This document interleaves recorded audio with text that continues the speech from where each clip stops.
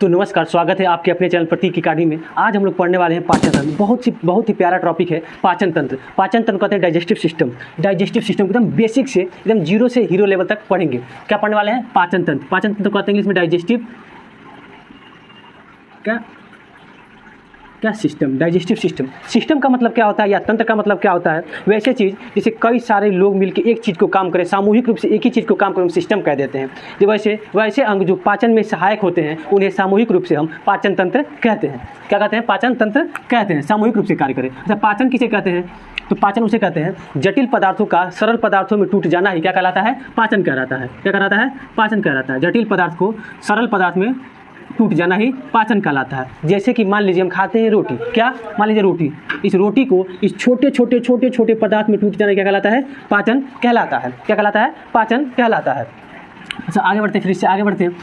पाचन को हम लोग दो भागों में बांटते हैं। पहला आहार नाल, दूसरा पाचन ग्रंथि। यानी कहने का मतलब जब हम मुख से खाना खाते हैं, जो मुख से खाना खाते हैं इस मुख के रास्ते पूरी आहार नाल कहाँ? गुदा के द्वारा बाहर निकलता है, फिर आहार नाल। ठीक है, एक तो ये रास्ता हो गया। दूसरा, इसमें जब हमारा जो खाना आता है यानी जो फूड पदार्थ आता है उसमें कुछ ना कुछ एंजाइम मिलते रहते हैं। कुछ मुख में मिल गए, कुछ पेट में मिल गए, कुछ यीस्ट ने मिला दिया तो उसमें बांटते हैं, ग्रंथि में बांट देते हैं। ठीक है, तो आहार नल, क्या इसको आहार नल कहते हैं? इसको आहार नली बोलते हैं, इसको ग्रास नली बोलते हैं। मुख से गुदा तक की जो पाइपलाइन होती है, जो ये पाइप जो होती है क्या बोलते हैं? आहार नल बोलते हैं। बीच बीच में जो भी ग्रंथि मिलती रहती है, जो भी एंजाइम मिलते रहते हैं उन्हें हम ग्रंथि में बांट देते हैं। तो पाचन तंत्र को दो भागों में बांटते हैं। पहला आहार नाल, दूसरा पाचन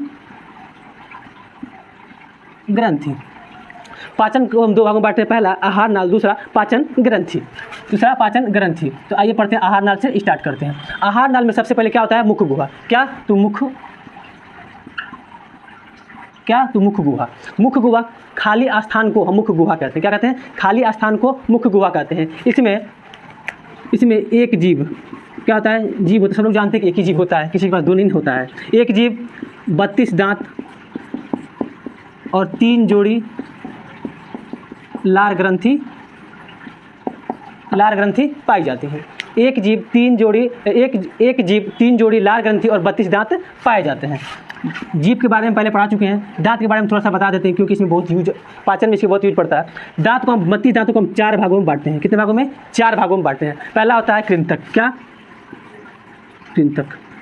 कृंतक जो होता है ये आगे जो दिख रहा है, दांत आगे दिख रहा है, 4 ऊपर 4 नीचे, यानी इसकी संख्या कितनी होती है? तो 4 ऊपर और 4 नीचे बराबर कितनी? 8। ये भोजन को काटने का कार्य करता है। क्या करता है? काटने का कार्य करता है। क्या? तो भोजन को काटने का कार्य करता है। उसके बाद रदनक। क्या? रत्नक जो होता है भोजन को चीरने और फाड़ने का काम करता है। क्या करता है? चीरने और फाड़ने का काम करता है। इसकी संख्या कितनी होती है? तो 2 + 2 बराबर कितनी? 4 होती है। ये भोजन को चीरने फाड़ने का कार्य करता है। क्या करता है? भोजन को चीरने और फाड़ने का कार्य करता है। यही जानवर, मांसाहारी जानवर बहुत नुकीले होते हैं, देखे होंगे सिर में बहुत नुकीले, तो फाड़ने का कार्य करता है रत्नक। ठीक है, रत्नक होता है अग्र चौड़क। क्या होता है? अग्र चौड़क होता है। इसकी संख्या की बात की जाती भी होती है 8। 4 को ऊपर 4 को नीचे बराबर 8। इसका काम क्या है? चबाने का कार्य। क्या काम है? चबाने का कार्य है। उसके बाद होता है चौड़क। इसकी संख्या होती है सबसे ज़्यादा 6 + 6 यानी 12 होती है। इसका भी काम क्या है? चबाने का कार्य है। अब मिला लीजिए तो 12 8 20 और 20 और 4 24 और 24 कितने हो गए? 32, यानी 32 हो गए। अब आपके मन में एक और प्रश्न चलता होगा कि मनुष्य के पूरे जीवन काल में, यानी जब बच्चा पैदा होता है तब से लेकर और जब आदमी मरता है तब तक कितने दांत निकलते हैं? तो 52। कितने? तो 52। कहने का मतलब 32 दांत तो ऐसे होते हैं जो कभी टूटते नहीं हैं, और 20 दांत जब बच्चा पैदा होता है तो जो हम लोग बोलते हैं दूध के दांत, वो तो 20 दांत टूट जाते हैं। कितने? 20 दांत टूटते हैं, जिसको हम दूध का दांत भी बोलते हैं। तो कुल मिला के मनुष्य के जीवन काल में 52 कितने? 52 दांत पाए जाते हैं। कितने? 52 दांत पाए जाते हैं। अब इसे पढ़ेंगे लार ग्रंथि के बारे में। जीभ के बारे में तो पढ़ा चुके हैं 3। अब किसमें? लार ग्रंथि में कितनी जोड़ी? 3 जोड़ी लार ग्रंथि पढ़ानी है, तो लार ग्रंथि के बारे में पढ़ेंगे।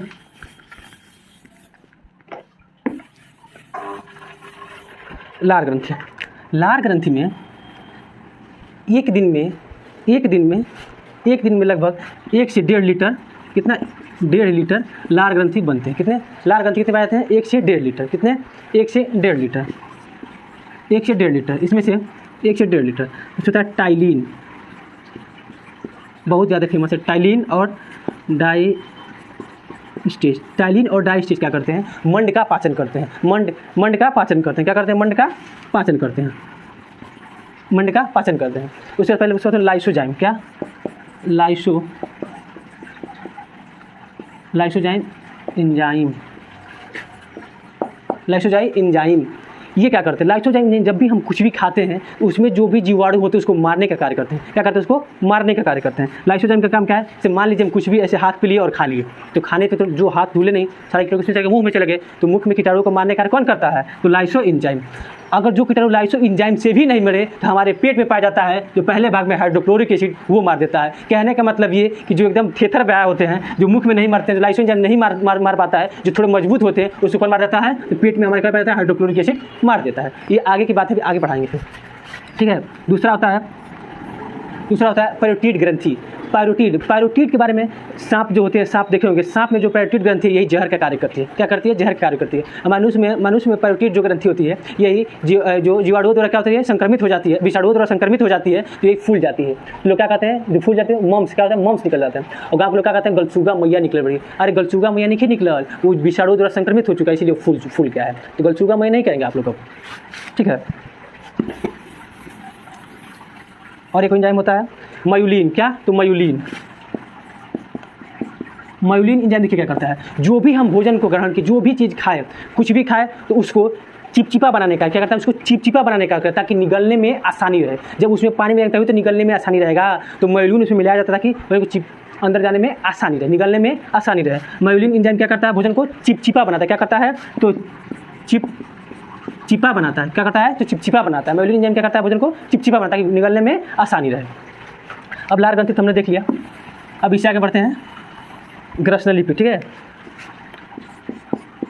ग्रास नली, इसमें तो ग्रास नली मुख्य गुहा से कहाँ तक? अमाशय को जोड़ने का कार्य करता है। अब आप लोग सुने होंगे कि उदर भी बोलते हैं, इस पेट को क्या उदर भी बोलते हैं, कि जो ऊपर से क्या बोलते हैं? इसको उदर बोलते हैं। ऊपर वाले को क्या उदर बोलते हैं? क्या बोलते हैं? उदर बोलते हैं। लेकिन पेट के अंदर वाले भाग को हम अब अमाशय बोलते हैं। क्या बोलते हैं? अमाशय बोलते हैं।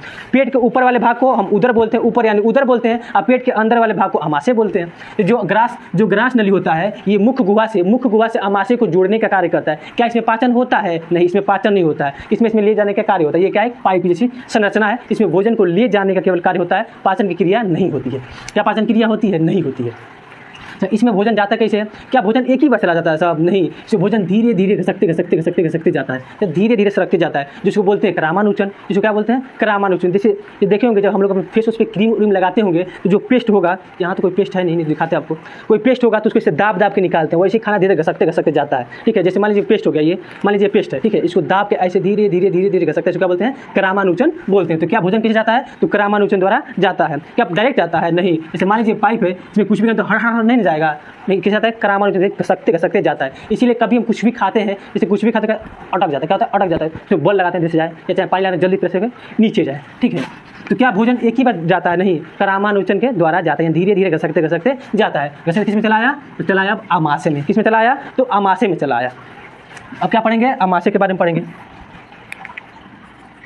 अमाशय क्या? अमाशय। अब भोजन मुख्य गुहा से किसी ग्रास नली के द्वारा किसमें चला आया? तो अमाशय में चला है। किसमें? अमाशय में। अब अमाशय के 3 भाग होते हैं। अमाशय कितने भाग होते हैं? तो 3 भाग होते हैं। पहले वाले को बोलते हैं कार्डियक, दूसरे वाले को बोलते हैं फांडिक, तीसरे वाले को बोलते हैं पाइलोरिक। इसको लिख लेते हैं।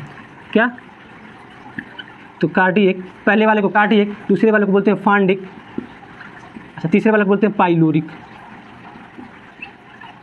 क्या बोलते हैं? पाइलोरिक। पेट कितने भागों में बांटते हैं? 3 भागों में। पहले वाले को बोलते हैं कार्डियक, दूसरे वाले को बोलते हैं फांडिक, तीसरे वाले को बोलते हैं पाइलोरिक। क्या बोलते हैं? पाइलोरिक।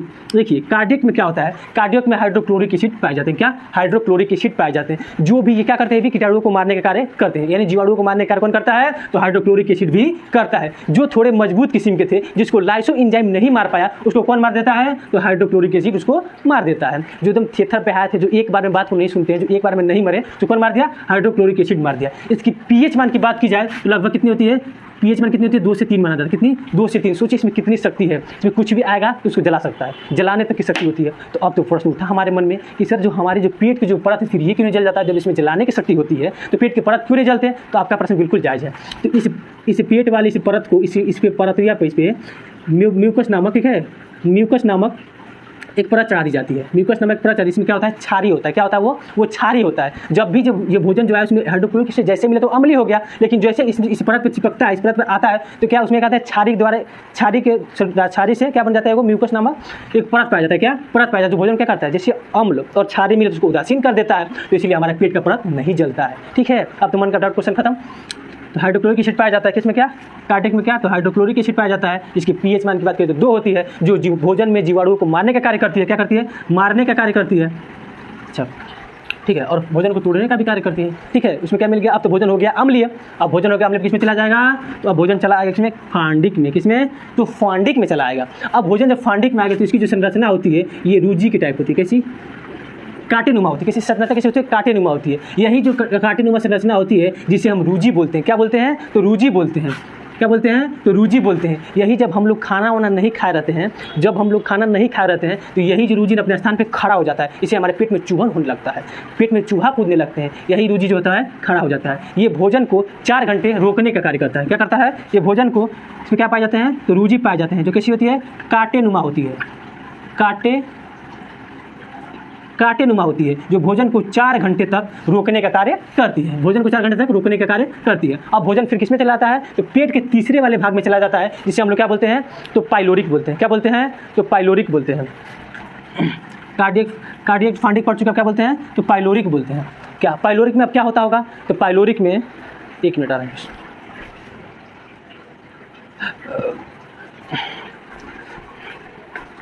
तो हम लोग कहाँ पे थे, तो पाइलोरिक में थे। पाइलोरिक में जठर रस निकलते हैं। क्या, तो जठर रस निकलते हैं। क्या, तो पाइलोरिक में क्या निकलते हैं, तो जठर रस निकलते हैं। इसमें 2 रस निकलते हैं। क्या, तो पहला होता है रेनिन, दूसरा होता है पेप्सिन। इस पाइलोरिक में क्या निकलते हैं, तो जठर में रस निकलते हैं। कौन कौन से, तो पहला होता है रेनिन, दूसरा होता है पेप्सिन।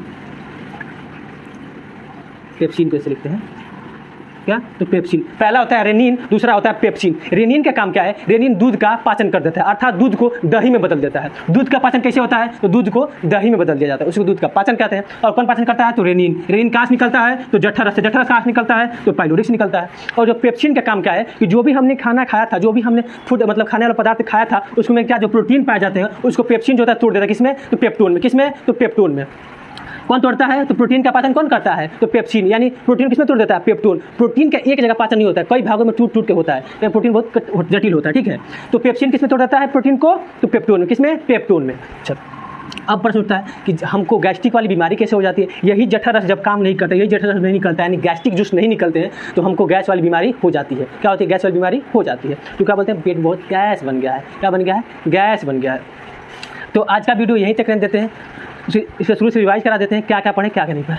सबसे पहले हमने पाचन तंत्र पढ़ा। पाचन तंत्र पढ़ा, वैसे अंग जो सामूहिक रूप से कार्य करते हैं पाचन तंत्र कहते हैं। पाचन किसे कहते हैं, जटिल पदार्थ को सरल पदार्थ में टूट जाना क्या कहलाता है, पाचन कहलाता है। पाचन को हम लोग 2 भागों में बांटते हैं, पहला आहार नाल, दूसरा पाचन ग्रंथि। आहार नाल मुख्य गुहा से स्टार्ट होकर कहाँ निकलता है, तो गुदा तक जाता है। ठीक है, सबसे पहले भोजन किसमें आता है, मुख्य गुहा में। किसमें, मुख्य गुहा में। मुख्य गुहा में क्या होता है, एक जीव 3 जोड़ी लाड़ ग्रंथि और 32 दांत पाए जाते हैं। दांतों के बारे में हमने पढ़ ही लिया है। उसके बाद फिर आगे बढ़ते हैं, फिर ग्रास नली। किसे, तो ग्रास नली मुख्य गुहा, इसमें कोई पाचन की क्रिया नहीं होती है, ये केवल मुख्य गुहा से अमाशय को जोड़ने का कार्य करती है। भोजन इसमें क्या डायरेक्ट आते हैं, नहीं, इसमें भोजन सरकते आते हैं। ठीक, अब भोजन किसमें चलाया, तो भोजन चलाया अमाशय में। अमाशय में ही पहले भाग में क्या पाया था, हाइड्रोक्लोरिक एसिड। अब यहाँ पे एक प्रश्न, गांव में लोग कहते हैं कि पेट में लड़का है, क्या पेट में बच्चा है। जब महिला गर्भवती है तो क्या बोलते हैं लोग, पेट में बच्चा है। आप बताइए कि इस पेट में हाइड्रोक्लोरिक एसिड है, क्या इसमें बच्चा रहेगा, पूरा धुआं हो जाएगा। ठीक है, क्या इसमें बच्चा रहेगा, नहीं, तो क्या होगा, पूरा धुआं हो जाएगा, जल के खत्म हो जाएगा। तो क्या पेट में बच्चा रहता है, नहीं, गलत बोलते हैं लोग। बच्चा तो रहता है किसमें, यूट्रस में। किसमें रहता है, तो यूट्रस में रहता है, पेट में नहीं रहता। आप ही बताइए हाइड्रोक्लोरिक में रहने देगा जी, नहीं रहने देगा,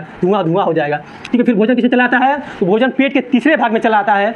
तीसरे भाग में क्या होता है, इसमें रूजी से संरचना पाई जाती है जो कांटेनुमा होती है, जिस भोजन को 4 घंटे रोकने का कार्य करती है। उसके बाद भोजन फिर किसमें चलाता है, अंतिम वाले भाग में चलाता है, जिसे पाइलोरिक बोलते हैं। इसमें कुछ नहीं, जठर रस निकलते हैं। जठर रस में 2 प्रकार के निकलते हैं, पहला रेनिन, दूसरा होता है पेप्सिन। रेनिन दूध का पाचन कर देता है, अर्थात दूध को दही में बदल देता है, और जो पेप्सिन होता है प्रोटीन का पाचन करता है, अर्थात प्रोटीन को पेप्टोन में बदल देता है। तो आज कितना तक वीडियो रहने देते हैं, फिर मिलते हैं कल नेक्स्ट वीडियो में। तब तक के लिए धन्यवाद। वीडियो अच्छी प्यारी लगी हो तो प्लीज़ या सब्सक्राइब चैनल को कर दें और लाइक करना ना भूलें। आपसे मुझे चाहिए क्या, बस यही, लाइक सब्सक्राइब और कुछ नहीं।